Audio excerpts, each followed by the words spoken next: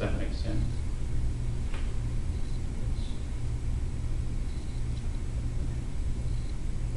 On the gas bonds, this is one we had 7 bids. The low-cost bid went to Robert W. Baird and Company at a true interest cost of 2.77%. And again, as a point of comparison, the debt being refunded for the gas division has an average coupon of 4.64. So you're seeing about the same as electric, about 180 basis point spread there. Still extremely large. On the gas refunding bonds, again, the proceeds of $24.9 million when combined with the premium will pay off the existing debt and then cover the underwriter's fee, accrued interest, and cost of issuance as well. For the water bonds, 6 bids. Prager and Company, who also won the electric, won the water bond issue as well, a TIC of 3%, and that's compared to an average coupon on the current debt of 4.28%. So the water debt is structured a little bit differently, has some maturities further out than the other two, so you're going to see a little bit higher interest rate or interest cost on this as opposed to electric and gas.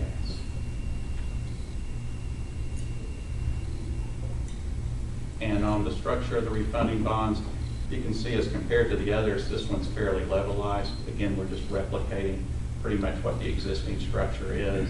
The $10.1 million in proceeds, $800,000 premium on the water bonds, again, pays off the debt and covers all the other costs associated with the issue. And then for wastewater, 6 bids. BMO Capital Markets was the low-cost bid, slightly over 3%, 3.04%. And again, that compares to an average coupon rate on the current wastewater debt that will be refunded is 4.46%, so about 140 basis points less for wastewater. So it does range. Again, you saw the biggest savings on electric, but that electric debt is dropping down 2%, gas is dropping down almost 2%, and water and wastewater is about 1.5%. And then the structure of the wastewater bonds. And I won't go through all the details there, but you can see how the existing debt would work. Any questions on? Is the premium an immediate savings for us, or is it an overtime kind of like the debt savings? It's still considered overtime because that premium we're using to pay off the debt. And really the difference is when we go back and look, well, right here, when you look at all these savings, previously when we talked to the board, we weren't anticipating that type of premium, so we were thinking that most of the savings is going to be interest savings. What you're seeing now is you've got a lot of principal savings as well. But it's still factored over the life of the issue. The issuance cost associated with the bonds in total around $450,000. That is 1/2 of 1% of the bonds sold, which is consistent with our other transactions that we've had over the last several years. And you can see the listing by each firm that was involved in the bond transactions, including our financial advisor, bond counsel, obviously the rating agencies, and then the paying agent and escrow agent. We'll have to do an escrow on electric. That is the only division that we'll have to do that on. And there is a nominal fee associated with that.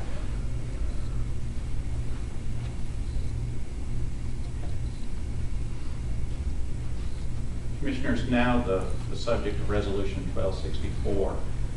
First, I wanted to point out, and I know you're aware of this, but when the resolutions that the board adopted back in November that authorized these bonds and that were later adopted by City Council as well, delegated the authority to the President CEO to award and sell those bonds in a manner that is in the best interest of KUB and its customers. So the authority to sell and award the bonds has been delegated by the board and the city as well to the President and CEO. Now, we talked a lot about premiums and that they were somewhat, I guess, especially for us, historically high. The percentages on those premiums as a percentage of the bonds sold range from I believe, 7.5% for wastewater to 10.3% for electric.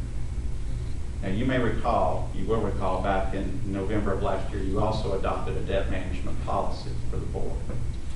And there is a provision in that policy that limits the premium percentage on the bonds sold, and that percentage is 5%. So, as I just mentioned, the premiums on the bonds that we sold yesterday for all four, every bid that we received, whether it was a low-cost bid or a bid that wasn't the low-cost bid, all had premiums that were in excess of that 5% level. So yesterday morning when we saw the bids coming in and we realized on the first one that it was going to be in excess of that 5%, we immediately consulted with our bond counsel, Bill Coley, our general counsel, our financial advisor, and to make sure, do we have the authority to go forward and award these bonds? And their advisement is that there are other provisions in the debt management policy, but more importantly in the authorizing resolutions that does give the president and CEO the discretion and the authority to award the bonds even though they exceeded that limit that was in the debt management policy. So I wanted to make sure that you all were aware of that. The purpose of Resolution 1264, we still thought it was appropriate to bring to the board for the board to ratify the president's decision to award those bonds and for the board to find that it was within her discretion and her authority given by those bond resolutions previously adopted by the board and city council to make that decision. You may ask why we came up with the 5% to begin with. It was at the time when we looked at that level, we went back and looked at our other bond issues over the last couple of years, and the percentage of premiums had all been 1% or less. So at the time, we felt the 5% level was appropriate. But the marketplace has changed, and I think we need to go back and evaluate what, if any, percentage we need to have in the policy. But that is the underlying purpose for Resolution 1264. I'd be happy to answer any more questions you have, but bottom line is we're thrilled with the savings associated with the bonds. Let me just remind everybody that debt management policy is partly passed for us to understand the process better. Yes. And That's right. It's a complicated transaction process, so I don't hesitate to ask. Dumb questions here. It's very complicated. Although it's very positive news, we got to make sure we understand. Sure. Thank you, Mark. Are there any questions? Resolution 1264. Move for approval of Resolution 1264. Thank you. We have a motion second. Is there comment? Seeing none, I'll ask for a roll call vote. Mr. Colby. Commissioner Anderson. Aye. Commissioner Cannell. Aye. Commissioner Rising. Aye. Commissioner Robinson. Aye. Commissioner Simmons. Aye. Commissioner Thompson. Aye. Commissioner Williams. Resolution 1264 passes unanimously. Thank you very much. I would, if I may, I recognize Mr. Joe Ayers is here as our financial advisor. Mr. Ayers, thank you very much for your good work done. And I want to let you know you've raised the bar so high, we're going to expect this type of performance. Thank you. Okay, moving to Resolution 1265, recognizing a successful 20-year partnership with Synagro, KUB's Biosolids Beneficial Reuse Program contract. Commissioners, it's very unusual we come to you with a resolution like we have today, but we have a very long-standing relationship with a very significant partner, Synagro, and we want to thank them for their relationship with us. And Bill Elmore has been involved in this project from its very beginning, so I recognize Bill to summarize the work they do and to ask you to please approve this resolution so we can send it on to Synagro and express our appreciation for their support. Commissioners, this is a program, a project, and a contract that has evolved over time and has changed significantly since it first began basically 20 years ago. Significant in many different ways from the standpoint of the environmental regulations that we must comply with, how we approach the disposal of biosolids, and the environmental impact that it has, a very positive environmental impact for us and for the community. Just to remind you, those of you who have been through the tour, and Commissioner Rising, you'll be going on the tour here shortly, but part of the wastewater treatment process involves the removal of organic material from the waste stream as it passes through the treatment plant. That organic material is transported to the digesters, where it is held in a very controlled environment for about 30 days or so. It's an environment that's very conducive to the biological degradation of that material. And once it has reached the appropriate level of treatment, those materials are pulled out of the digesters, sent to the centrifuges, which dewater the product and result in the product that we call biosolids. Those biosolids are then dropped into trucks and hauled to land sites, land application sites. On an annual basis, we produce at Kauai about 30,000 tons of biosolids. All of that is land applied, most of it to farm sites, a little bit of it from time to time to land reclamation sites, mine reclamation sites, but all of it going to basically recycling of the product for the beneficial use of the soils at the site where it's taken to. Our 20-year history with Synagro involved them initially, back in the early 90s, signing on a contract with us where we did most of the work, including the siting of the land application sites. We basically provided them the dewatered product. They put it, we put it in their trucks, and they hauled it off and applied it at the land sites. Over time, as regulations became more complex, as they grew in the industry and became the leader that they have been, their responsibilities, their role grew and grew. And through several contracts and proposals, they now are responsible basically for everything from the time we take it to the centrifuges until the time it's applied on the land application sites and the monitoring of those sites following that application. So their role today includes the maintenance and operation of the dewatering process, of the permitting, negotiating with the farmers for the sites, permitting those sites through TDAP, through EPA as necessary, and then following up with the farmers long-term, doing the regulatory compliance monitoring to ensure that the land application process is done appropriately and that the impact on the environment is within the ranges that it should be. Over the past 20 years, you can see we've dealt with approximately 300 farm sites, permitted over 5,000 acres of land, and applied nearly 750,000 tons of product on those farm sites. This is a big benefit to KUB, it's a big benefit to the farmers, and it's a win-win situation for the environment as well. Farmers can use this product instead of fertilizer, or they could use it to supplement the fertilizer they use. It is very rich in nitrogen, potassium, and phosphorus, so it is a good soil amendment. In some cases, they don't have to use anything but that. In other cases, they will use it in conjunction with fertilizer.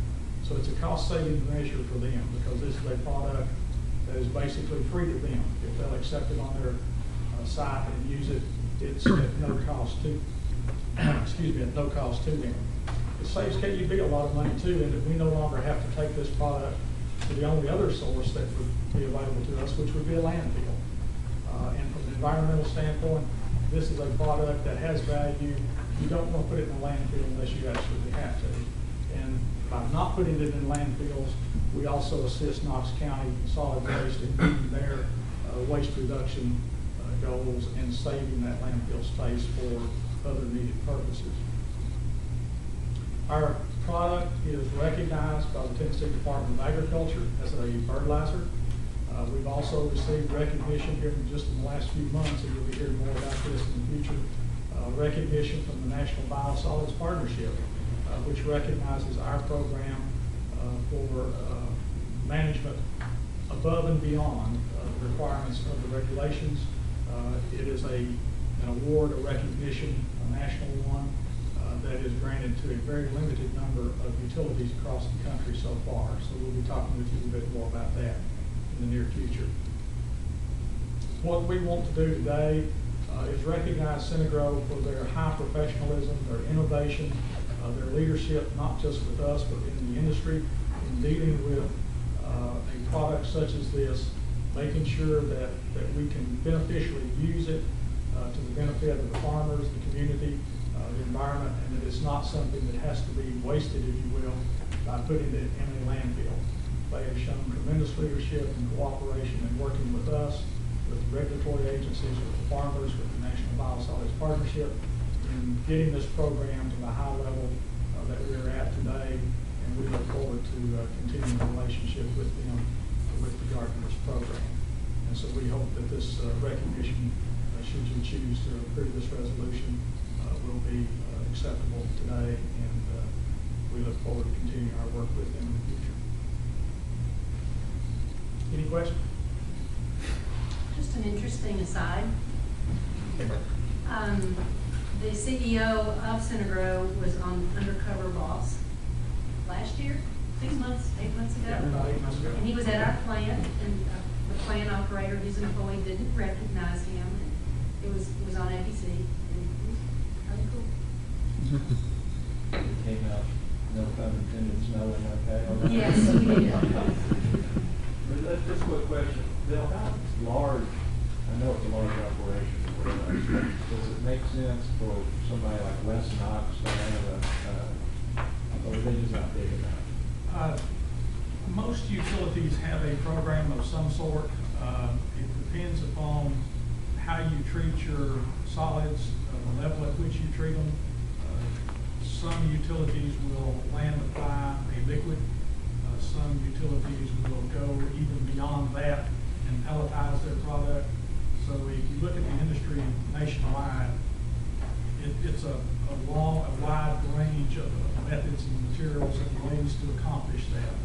Some utilities still put it in landfills. Some buy their own property and dispose of it on property they own. The way we do it, we feel like, is very beneficial, very cost effective in reusing the product in a way that benefits the environment, benefits the farmers, and certainly saves us money in the process. So it's a way of doing it that we feel very comfortable with at this point in time.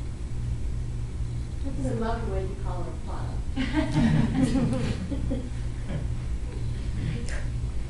Thank you.